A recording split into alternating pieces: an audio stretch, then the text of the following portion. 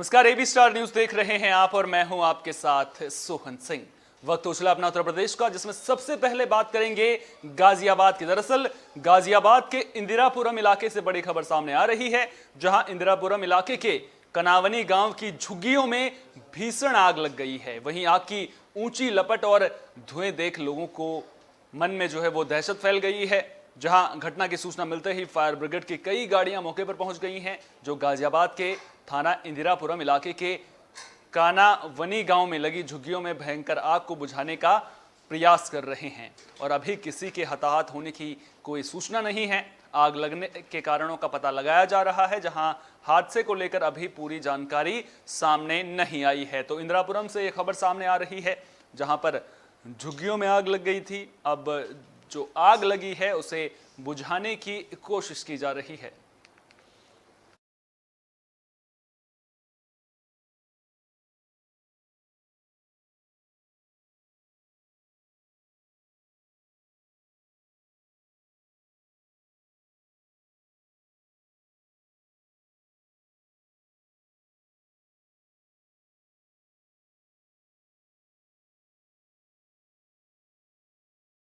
रही है उसके मुताबिक फिलहाल आग पर काबू पा लिया गया है और आशंका जताई जा रही है कि इस हादसे में लाखों रुपए का नुकसान हुआ है।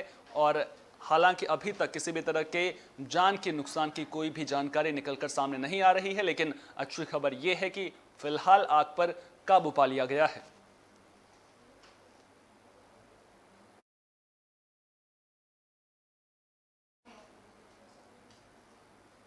हंडिया कोतवाली इलाके के अंतर्गत आने वाले टोल प्लाजा के समीप एक दंपति सड़क दुर्घटना में घायल हो गए, जिसके बाद पत्नी की मौके पर ही दर्दनाक मौत हो गई और पति गंभीर रूप से घायल हुआ है। मिली जानकारी के मुताबिक बस महुआ सहसो गांव निवासी सुमित्रा देवी और शोभनाथ हरिजन दोनों पति पत्नी थे। दोनों अपनी बेटी के ससुराल डुबकी कला गांव में गए हुए थे और वहां से वापस घर जा रहे थे।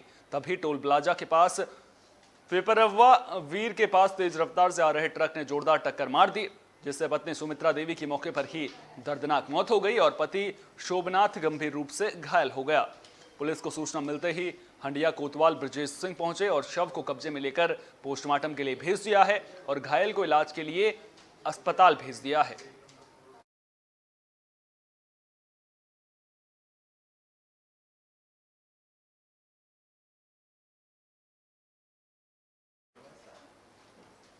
दुर्गा पूजा के जागरण में 4 युवकों ने फायरिंग की, जिसमें एक व्यक्ति की मौत हो गई, वहीं 2 बच्चियां घायल हो गई हैं। जहां गोली मारने वाले एक युवक को पकड़ लिया गया है, वहीं 3 फरार हो गए हैं। घायल दोनों बच्चियों का जिला अस्पताल में भर्ती कर दिया गया है, जहां उनका इलाज चल रहा है। फायरिंग में घायल दोनों बच्चियों को नाजुक हालत में लखनऊ ट्रामा सेंटर में रेफर कर दिया गया है। मामले की जांच के लिए एसएसपी शैलेश पांडे ने 4 टीम बनाई है। पकड़े गए एक हमलावर से पूछताछ चल रही है और वहीं स्थानीय लोगों को इकट्ठा होता देख हमलावर अपने वाहन छोड़कर फरार हो गए। एसएसपी पलाश बंसल ने बताया कि जिला अस्पताल में चिकित्सकों ने मंजीत को मृत घोषित कर दिया और फायरिंग के बाद पवन पांडे ने प्रदेश की कानून व्यवस्था पर सवाल उठाया और कहा कि बीजेपी सरकार में अपराधियों का मनोबल बढ़ा है। मृतक के परिजनों को 1 करोड़ रुपए मुआवजा देने और हमलावरों की जल्द गिरफ्तारी करने की भी पवन पांडे की ओर से मांग की गई है।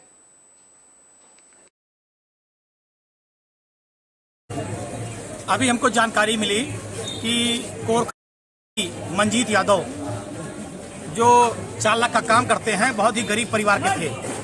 4 गाड़ियों से भरकर जो सूचना मिली है, अपराधी लोग आए और उन्होंने गोली मार दी और 2 उनकी छोटी छोटी बेटियां हैं, लकी और खुशी। एक की उम्र 12 साल है, एक की उम्र 14 साल है।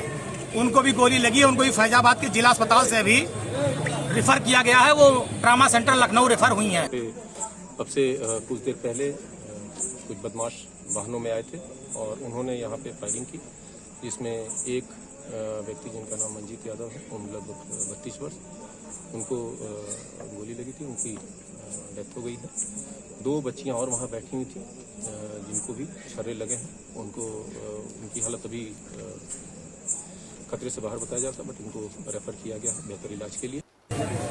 आगरा में चोरी की बड़ी वारदात का खुलासा किया जा रहा है, जहां आरोपियों के पास से करीब 4 किलो सोना और 24 लाख नगद बरामद किए गए हैं। तो चोरी की बड़ी वारदात का खुलासा हुआ है। वहीं एक आरोपी को गिरफ्तार कर लिया गया है, जिसमें रिश्तेदार ने इस वारदात को अंजाम दिया था। जहां रिश्तेदार ने 8 अगस्त को चोरी की इस घटना को अंजाम दिया। जगदीशपुरा थाना क्षेत्र का यह पूरा मामला बताया जा रहा है, जहां इस घटना की जानकारी होने पर सितंबर में मुकदमा दर्ज कराया गया था।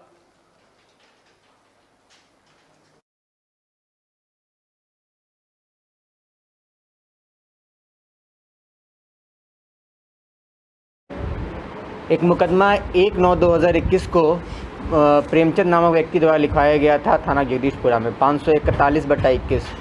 उसमें उनके घर से वैल्यूएबल चोरी होने की सूचना दी गई थी और वो FIR नामजद था। उसमें उनके भांजा सत्यनारायण नामजद थे। पुलिस उसका पीछा करती रही, लेकिन वो भागता रहा और बाद में पुलिस के हाथ आया। उसके बाद पूछताछ में मालूम हुआ कि चोरी उसने नहीं की है, किसी और ने की है। तो पुलिस ने अपनी तफ्तीश जारी रखी और फिर पुलिस को ये मालूम चला कि जो अभी व्यक्ति गिरफ्तार हुआ है उसका नाम है रोहित, उसने चोरी की है और उससे हमने पूरी बरामदगी की है। उससे हमने 3 किलो 962 ग्राम सोना बरामद किया है, साथ में 25 लाख रुपए बरामद किए हैं और 15 लाख रुपए जो इसके द्वारा बताया गया इसके अकाउंट में है, उसको भी सीज कर उसको ही बरामद किया जाएगा। अधिवक्ता कुलदीप खोखर बुधवार की दोपहर करीब 3:30 बजे अपनी बाइक पर सवार होकर घर आ रहे थे। जैसे ही वे तहसील से निकले, दिल्ली सहारनपुर राष्ट्रीय राजमार्ग हाईवे पर बागपत की ओर से आ रहे लोहे से भरे एक ट्रक ने उन्हें पीछे से कुचल डाला, जिससे दुर्घटना में कुलदीप खोखर की मौके पर ही मौत हो गई। घटना को अंजाम देकर ट्रक चालक ट्रक छोड़कर वहां से भाग गया। इस घटना के बाद हाईवे पर अफरा तफरी मच गई। सूचना मिलने पर रेवेन्यू बार एसोसिएशन के सभी अधिवक्ता मौके पर पहुंचे और उन्होंने घटना से आक्रोशित होकर हाईवे को जाम कर दिया। सूचना पर पहुंची पुलिस ने ट्रक को अपने कब्जे में ले लिया है और आरोपी ट्रक चालक की तलाश कर रही है। वहीं इस घटना के बाद वकीलों में शोक की लहर देखने को मिल रही है। आग लगाई जावे सबके सामने। धरने पर बैठे हो, किस लिए बैठे किस लिए जाम लगा दिया? इसलिए जाम लगाया था कि DM साहब और SP साहब यहाँ आएंगे, हमारी बात को सुनेंगे और हम उनके सामने उनसे मांग करते हैं प्रशासन से कि तहसील के सामने कट बनाया जावे, जो पहले बनना बहुत जरूरी था, और मृतक के परिवार वालों को 1 करोड़ का मुआवजा दिलवाया जावे और इनके घर में एक सरकारी नौकरी दिलवाई जाए किसी आदमी। क्या कट की पहले भी मांग की गई थी आपकी तरफ से? पहले भी कही गई थी, जबरदस्ती कही गई थी, लेकिन मांग कौन रहा है? कि जब तक अधिकारी नहीं आएंगे ये नहीं होगा, यहाँ वो नहीं होगा, कट नहीं होगा, तब तक हम बॉडी नहीं उठने देंगे। अच्छा, क्या हुआ है, किस तरीके से हादसा हुआ है? ये तहसील से जैसे ही आ रहा था तो इसने पीछे से टक्कर मारी और खींचता हुआ चला जब तक आग लगाई। उन्नाव में दबंगों ने एक युवक पर जानलेवा हमला कर दिया। दुर्गा पूजा देखकर घर आ रहे एक युवक पर कुछ लोगों ने धारदार हथियार से हमला कर दिया था, जिससे युवक लहूलुहान हो गया। बताया जा रहा है कि पूर्वा ब्लॉक प्रमुख पुत्र दीपांशु चौधरी ने अपने साथियों के साथ युवक पर जानलेवा हमला किया है। जहां दीपांशु चौधरी का ऑडियो सोशल मीडिया पर जमकर वायरल हो रहा है और युवक ने बीगापुर थाने में तहरीर देते हुए मदद की गुहार लगाई है। अब ऐसे में देखना दिलचस्प होगा कि पुलिस पूरे मामले का खुलासा कब तक करती है।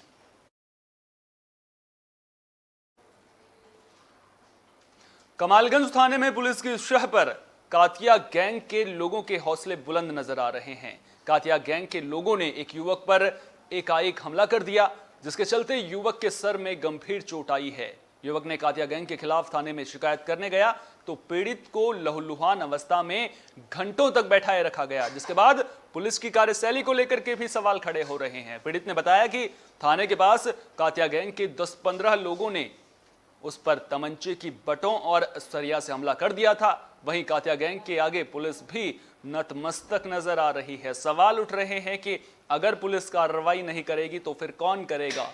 सवाल उठ रहा है कि आखिर अब इस युवक को इंसाफ कैसे मिलेगा। उम्मीद करेंगे कि जो पुलिस के वरिष्ठ अधिकारी हैं वो मामले को संज्ञान में लेंगे और जो कोई भी आरोपी हैं उनके खिलाफ सख्त से सख्त कार्रवाई की जाएगी, ताकि लोगों का भरोसा कानून व्यवस्था पर बना रहे।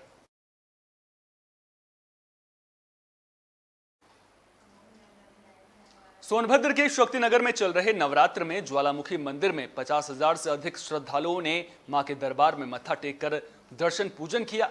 शक्तिपीठ मां ज्वालामुखी मंदिर में बुधवार की भोर 4 बजे से ही श्रद्धालुओं का जमावड़ा लगने लगा था। मां के श्रृंगार आरती के बाद जैसे ही मंदिर का गर्भगृह खुला, वैसे ही मंदिर के गर्भगृह में दर्शनार्थी दर्शन पूजन के लिए उत्साहित हो उठे और दिन चढ़ने के साथ महिलाओं पुरुषों की लाइन और भी लंबी होती चली गई।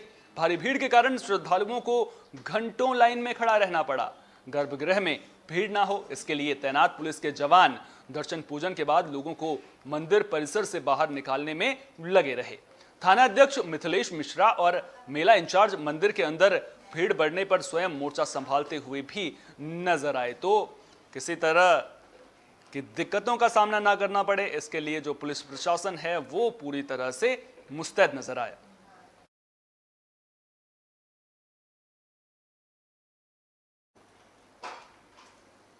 भारतीय किसान यूनियन के नेता लखीमपुर की घटना में शहीद हुए किसानों को शहीद का दर्जा दिलाने और दोषियों के खिलाफ कठोर कार्रवाई की मांग को लेकर अपना विरोध दर्ज कराया। इतना ही नहीं, किसान नेता तोमर ने सैकड़ों कार्यकर्ताओं के साथ किसानों के विभिन्न मांगों के साथ प्रदर्शन किया। गांव की समस्याओं को लेकर दिल्ली सहारनपुर राष्ट्रीय राजमार्ग पर चक्का जाम करते हुए जोरदार प्रदर्शन किया गया। वहीं धरना प्रदर्शन के दौरान महिलाओं की भी भारी संख्या देखने को मिली। वहीं आगामी 18 अक्टूबर को जिलाधिकारी कार्यालय का घेराव कर प्रदर्शन करने की बात कही है। उन्होंने कहा कि यदि जरूरत पड़ी तो वे नेशनल हाईवे को जाम कर आगे की रणनीति की घोषणा भी करेंगे। भारतीय किसान यूनियन नेता तोमर ने जिला अध्यक्ष नीटू नैन और बागपत तहसीलदार प्रसून कश्यप को ज्ञापन देकर जाम खोल दिया है।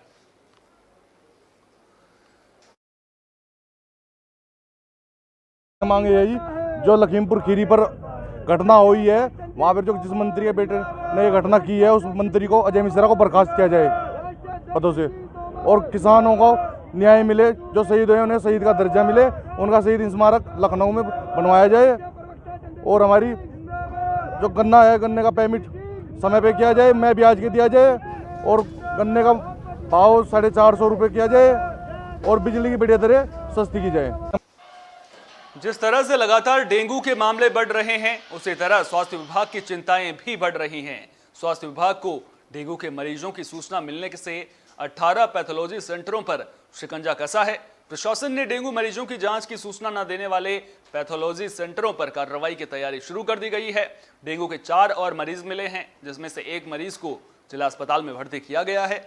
इसके लिए मलेरिया अधिकारी से रिपोर्ट मांगी गई है। जिला अस्पताल के सेंटिनल लैब में हुई मरीजों की जांच में 4 डेंगू के मरीज मिले हैं। जिले में अब तक डेंगू के 53 मरीज मिल चुके हैं।